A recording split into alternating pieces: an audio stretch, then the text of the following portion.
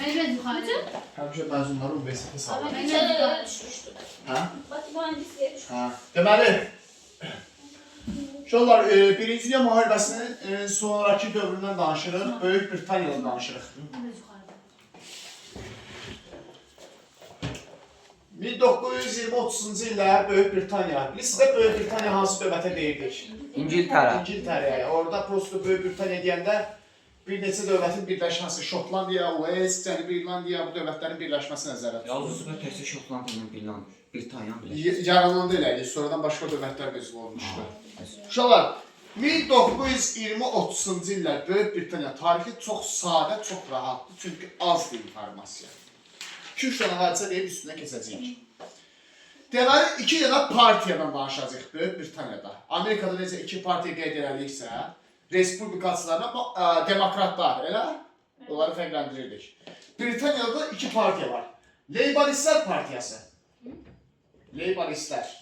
Bir də Mühafizəkarlar partiyası. Elə bir, bu Leyboristlər Amerikanın demokratları kimidir daha çox, biraz ona bənzəyir. Mühafizəkarlar isə daha çox Amerikan respublikaçılarına bənzəyir. Daxili siyasət anlamında deyirəm də. Bu Leyboristlər partiyası işçi partiyasıdır. Fəhlə partiyasıdır. İngiltərədə fəhlələr hakimiyyətə gələ bilirdi. Demokratik ölkə olduğu üçün. Buna deyirlər, İngiliscədə belə bir söz var, lab sözü. Nə deməkdir? İşçi deməkdir, hə. Labour sözünə gəlir, işçi mənası verir. Yəni, Labour sözünə gəlir, Leyboristlər partiyası işçi partiyası anlamını verir. Leyboristlər partiyası İngiltərədə 2 dəfə hakimiyyətə gəliblər. İllərini bilməlisiniz ki. Birinci dəfə hakimiyyətə gəliblər 1924-də. Partiyanın rəhbəri Ramsay MacDonald. MacDonald İngiltərənin baş naziri olur və Leyboristlər partiyası seçkidə qalib gəlir, İngiltərədə hakimiyyətə gəlir. İndi Leyboristlər işçi partiyasıdır, elədirmi? Nə istəyəcəklər bunlar? Torpaq, iş. İşçi şəhərdə o, işçiyə torpaq lazımdır. Yaxşı iş şəraiti deyə bilərikmi? Az işləmək, yüksək əmək haqqı. İşçi nə istəyir? Sosial yardım, pulsuz təhsil, pensiya, uşaq pulu, çörək pulu, düzdür? Yəni sosial müavinətlər. Deməli, Leyboristlər daha çox sosial müavinət tərəfdarıdır. Daxili siyasətində həmişə. Başa düşdük, çünki işçi partiyasıdır. Amma bu sosial müavinəti vermək üçün nə etməlisən, pulu hardan tapmalısan? Vergiləri artırmalısan, onda buna yüksək vergi istəyir. Yüksək vergi tələb edir. Böyük biznesmenlərdən. Deməli, hansı partiyaya oxşadı? Amerikadakı demokratları, onlar da elə yanımıza gəlir. Yüksək vergi, sosial müavinətlər, Roosevelt, Wilson falan elə idi də Amerikada. Burada da Leyboristlər elədir. Onda bunlar nə istəyəcək? Bazara müdaxilənin az olmasını istəyəcək, yoxsa çox olmasını? Çox olmasını. Cəmaatın üstə vergi qoyursansa, deməli, bazara müdaxilə edirsən. Bazara yüksək müdaxilə, Amerikadakı demokratlar kimi. Bir də bunlar daha çox milliləşmə tərəfdarıdır. Milliləşmə nədir? Fabrik və zavodlar daha çox dövlətin ixtiyarına keçsin. Ayrı sahibkarları yox. Buna deyilir milliləşmə. Başa düşdünüz? Amma 1924-də Leyboristlər seçilsə də o qədər çox vədlər vermişdilər ki, sosial vədlər. Ay nə bilim, gələk sizə belə yardımlar eləyəcək, belə yardımlar. Verdiyi vədlərin hamısını icra edə bilmirlər. Ona görə də elə həmin vaxtda istifa edirlər. Başa düşdünüz? Sonra 1929-cu ildə ikinci dəfə Leyborist hökuməti qurulur. Yenə Leyboristlər qalib gəlirlər, hakimiyyətə gəlirlər İngiltərədə. Başa düşdünüz?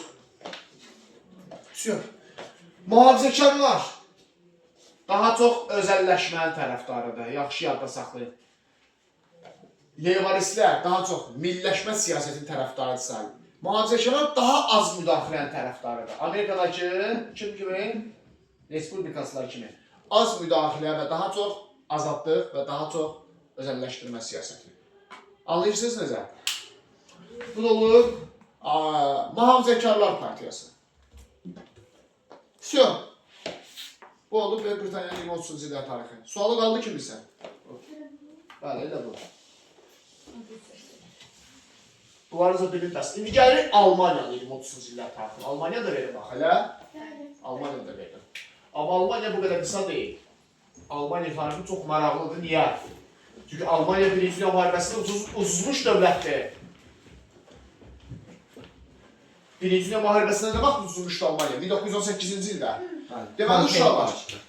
1918-ci ildə Almaniyada Kil üsyanı olur. Almaniya tarixini biz Kil üsyanını oxuyuruq. Kil üsyanı matrosların qiyamıdır. Kil üsyanı nəticəsində Almaniyada monarxiya devrilir. Almaniya imperiyası nə vaxt yaranmışdı? Almaniya imperiyası. 1866. 1871. Vahid Almaniya imperiyası. Alman İttifaqı. 1871 Vahid Almaniya imperiyası yaranmışdı. Amma Birinci Dünya müharibəsinin sonlarına yaxın Alman xalqı etiraz edir. Çünki həm müharibədə çox ağır vəziyyətdə idi Almaniya, həm sosial-iqtisadi cəhətdən ağır vəziyyətdə idi Almaniyanın özü. Və 1918-ci ilin oktyabr ayı, noyabr aylarında Kil üsyanına Almaniyada monarxiya devrilir, Almaniyada respublika qurulur. Almaniya Respublikası elan edilir. Və Almaniya Respublikası, yeni yaranmış Almaniya Respublikası 1918-ci ilin 11 noyabr tarixində Kompiyen barışığını imzalayır. Birinci Dünya müharibəsini tərk edir. Ay sağ ol. Kompiyen barışığını imzalayaraq Birinci Dünya müharibəsini tərk edir, məğlub ölkə kimi. Başa düşdünüz? Almaniya Birinci Dünya müharibəsini tərk edir. Almaniya bilirsiniz ki, müharibənin başlamasında və məğlubiyyətlə bitməsində ən böyük təqsirkarlardan biri sayılırdı. Ən böyük uğursuz dövlətlərdən biri sayılırdı da Almaniya. Birinci Dünya müharibəsi bilirsiniz ki, orada Versal-Vaşinqton konfransından başa çatdı əslində. Nə vaxt idi Versal konfransı? 1919-20. Versal konfransı yanımıza gəlir, Paris konfransı 1919-20. Orada Almaniya cəzalandırmışdılar. Almaniya Versal sülhünə görə ərazidən itirirdi, Elzası, Lotaringiyanı, üzərinə təzminat qoyurdular Almaniyanın üzərinə. Poznanı itirirdi, Qərbi Prusiyanı itirirdi. Polşa. Böyük torpaq sahələri itirmişdi Almaniya. Yəni Almaniya üçün belə deyək, Birinci Dünya müharibəsindən sonraki dövrlər çox sıxıntılı bir dövrlərdir, çox ağrılı bir dövrlərdir. Almaniya çünki ərazilərini itirmişdi, üzərinə təzminat qoyulmuşdu, psixoloji cəhətdən çökmüşdü, müharibədə məğlub bir ölkə idi. Dağıntı var idi Almaniyada və buna görə də 1919-da Almaniyada Weimar Konstitusiyası qəbul olunur, uşaqlar. Almaniya Respublikasının Konstitusiyası qəbul olunur. Bax, Almaniya bu sıxıntılı dövrləri 20-ci illərdə həmin o Konstitusiyanın, həmin o Respublikanın sayəsində atlatmağa başlayacaq. Biraz da ABŞ-ın sayəsində, ABŞ-ın köməyi ilə çıxmağa başlayacaq o sıxıntılı vəziyyətdə. Deməli, uşaqlar, 1919-cu ildə Konstitusiya qəbul olunur. Almaniyanın Konstitusiyası. Axı Respublikadır. Biz demişik, hər bir Respublikanın Konstitusiyası olur. Almaniya Respublikası nə vaxt elan olunur? 1918-də. Onun Konstitusiyası nə vaxt olar? 1919-da. Almaniyanın Konstitusiyası Weimar şəhərində qəbul olunub. Ona görə də bu Konstitusiyanı Weimar Konstitusiyası adlandırılır. Başa düşdünüz? Weimar Konstitusiyası çox demokratik, çox azad və ədalətli bir konstitusiyadır. Orada hamıya söz azadlığı, mətbuat azadlığı, yığıncaq azadlığı kimi geniş hüquqlar verilmişdir. Weimar Konstitusiyası, yəni görüldüyən ən belə ədalətli konstitusiyalardan biridir. Bu konstitusiya 1919-dan 1933-ə qədər qüvvədə olacaq, Hitler gələnə qədər. Bu konstitusiyanı Hitler ləğv edəcək. Ona görə də bu dövr Almaniyada bəzən Weimar Respublikası dövrü də adlanır. Almaniyada Weimar Respublikası dövrü 1919-1933 arası. Çünki Weimar Konstitusiyası 1919-da qəbul olunub, 1933-ə qədər qüvvədə qaldı Weimar Konstitusiyası. Onda Weimar Respublikası dövrü deyirsən 1919-33 arasında. Başa düşdünüz? Deməli, uşaqlar, 1920-ci illər Almaniyada qızıl dövrüdür. Almaniya özünə gəlməyə başlayır 1920-ci illərdə, yavaş-yavaş. Müharibənin fəsadlarını yavaş-yavaş Almaniya atlatmağa başlayır. Ümumiyyətlə, yadınızdadsa biz demişdik 1920-ci illər dünyada sülh və barışıq dövrüydü. Və hətta belə bir anlayış var. Weimar Respublikasının qızıl dövrü, uşaqlar. Weimar Respublikasının qızıl dövrü 1924-1929-cu illər. Baxın, 5 il. Weimar Respublikası Almaniya müharibədən əvvəlki səviyyəyə çatır. öz iqtisadi gücünə görə, öz siyasi gücünə və nüfuzuna görə Almaniya müharibədən əvvəlki vəziyyətə gəlib çatır. Weimar Respublikası çox uğurlu respublika idi. Weimar Respublikası deyəndə Almaniya nəzərdə tuturuq da, yenə deyirəm. Bəzən onu Weimar Respublikası adlandırırlar. Konstitusiyası Weimar şəhərində qəbul olduğu üçün. Hətta 5 il, həmin o 5 il insanlar çox yaxşı yaşamağa başlayırlar. Yadınızdadsa Amerikalılar yaxşı yaşayış dövrü idi o. Böyük böhran neçənci illərdə idi, yadınıza salın? 1929'da başlayır. 2930'a kadar. Görürsünüz 29'da Amerika'da başlayıb böyük böhran, sonra bütün dünya ölkələrində yayılmağa başladı böyük böhran. Bax, Weimar şəhərində də, Almaniyada da böyük böhran gəlir yayılır. Ona görə bu Almaniyada böyük böhranın 29'a təsirlənir deyə Weimar Respublikasının qızıl dövrü başa çatır. Hətta 1926-cı ildə Almaniya Millətlər Cəmiyyətinə üzv edilir. İsa? 26-cı ildə. Kim deyər Millətlər Cəmiyyətindən axı yaranmışdır? 1919. 1919'da yaranmışdır Millətlər Cəmiyyəti Paris konferansında. Qalib dövlətlər yaratmışlar, Antanta dövlətləri. Amma yadınızdadsa həmən vaxtı məğlub ölkələr ona qəbul olmurlar. Ve Rus ve Rumenya Öyle galiba. digərləri də, dörtlər ittifaqında da. Hə, ay sağ ol. Amma məğlub ölkələr ümumiyyətlə girmirdi. Dörtlər ittifaqında olan ölkələr. Bunu imzalayan Çin idi, qəbul eləməyən ABŞ. Hə, ay sağ ol. Amma Almaniyanı sonradan bağışlayırlar. Almaniyanın 20-ci illərdə nüfuzu artır, güclənməyə başlayır. Almaniya özünü demokratik, ədalətli bir ölkə kimi göstərdiyi üçün 1926-cı ildə Almaniyanın Millətlər Cəmiyyətinə üzv edirlər. Weimar Respublikasının qızıl dövründə. Gördüyünüz kimi 20-ci illər Almaniya üçün yaxşı dövrlərdir. Amma birdən-birə 30-cu illərdən etibarən vəziyyət dəyişməyə başlayacaq. Niyə? Çünki dünya iqtisadi böhranı baş verəcək. Bax, dünya iqtisadi böhranı, mən sizə deyim, əslində 2-ci Dünya müharibəsinin baş verməsinin ən böyük səbəblərindən biri olacaq. Deməli, uşaqlar, bu Adolf Hitler Almaniyada faşizmin əsas rəhbərlərindəndir. Yəni ona dedik, nasist partiyası. Almaniyada bu partiyanı nasist partiyası adlandırırdılar. Bu adam bir dəfə hakimiyyətə gəlməyə cəhd göstərib.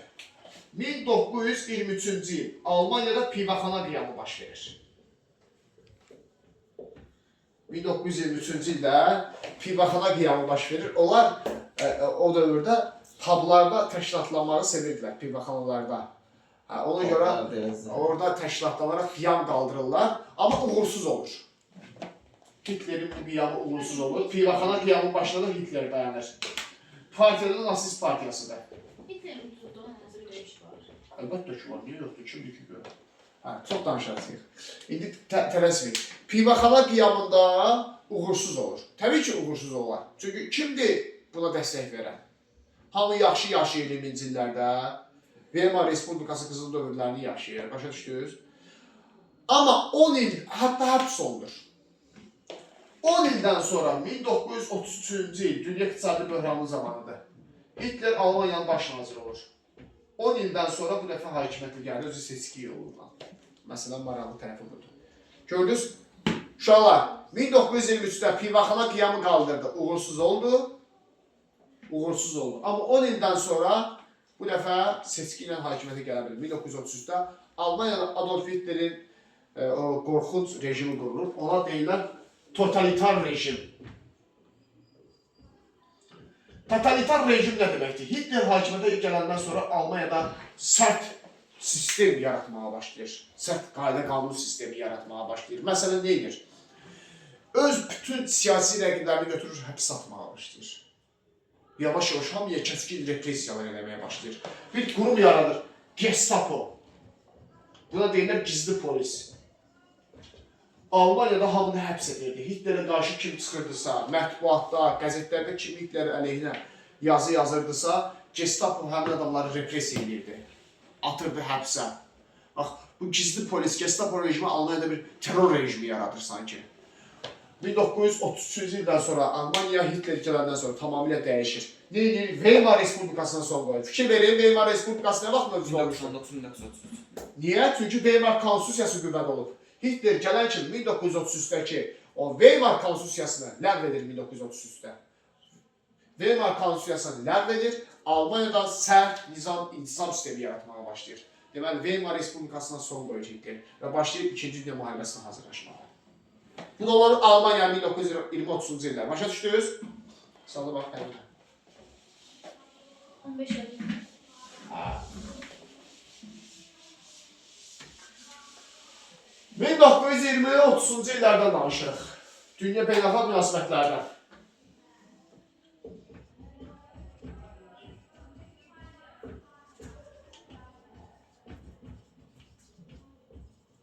(1920-1930-cu illər beynəlxalq münasibətlər). 1920-ci illər beynəlxalq münasibətlər çox sakitdir. Bayaq az öncə dediyimiz kimi, ABŞ dərsində dediyimiz kimi 1920-ci ildə dünyada sülh və əmin-amanlıq dövrüdür. Dünya tarixinin ən gözəl dövrləridir. Məsələn, 1920, çünki dünya müharibəsi təzə bitmişdi axı 1918-də. 1921-22 Vaşinqton konfransı yadınıza gəlirmi?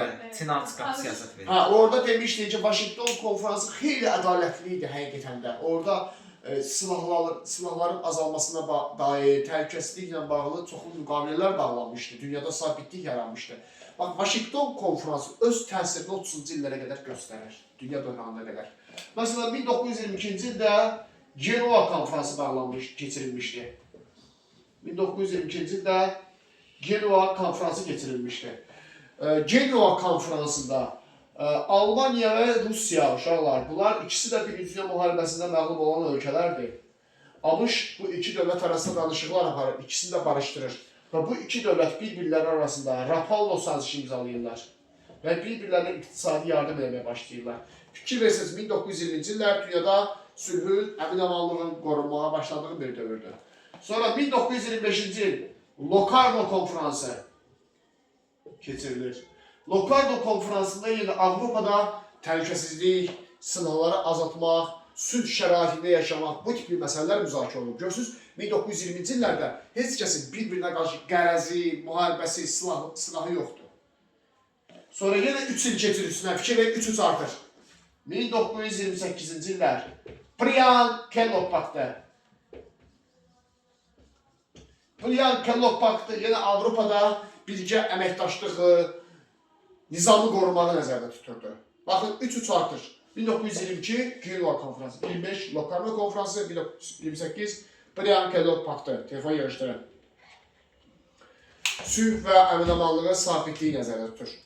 Amma 20-ci illərdəki sülh dövrü, əmin-amanlıq dövrü 30-cu illərdə zəifləməyə başlayır. Geriləməyə başlayır. 30-cu illərdə vəziyyət dəyişir. Bütün dünyada. Xüsusən də bunun səbəbi nə idi? 1929-1933-cü illər. Dünya iqtisadi böhranı idi. Yadınıza gəlirsə, Amerikada başlanmışdı bu iqtisadi böhran. Kimin dövründə? Bəli, Hoover'in dövründə başlayan bu böhran bütün dünyada yayılmağa başlanmışdı. Yadda saxlayın uşaqlar, böhran varsa siyasi gərginlik var, müharibə var. Rifah varsa dostluq var, əməkdaşlıq var. Bu həmişə belədir.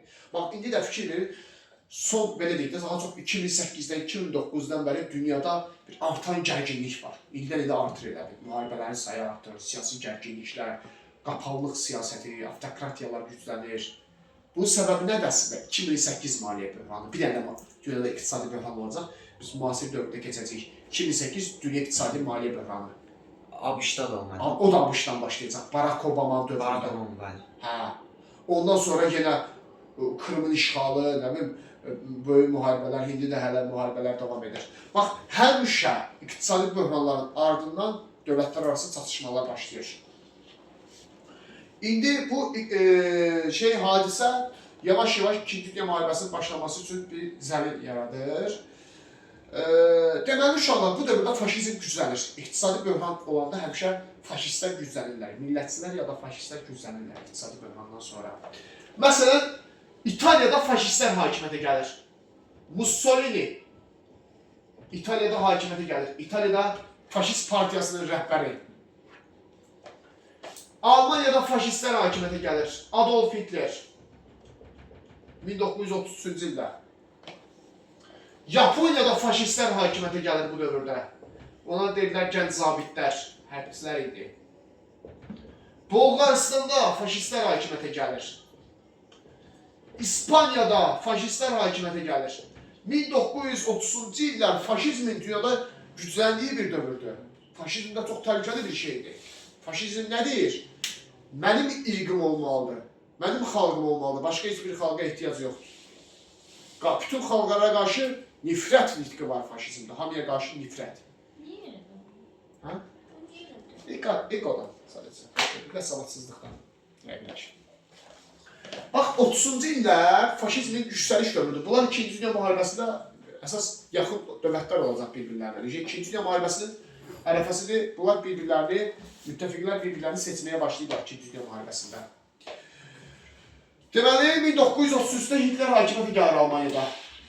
Nasistlər gəlir Almaniyada 1933-də, bayaq dedik.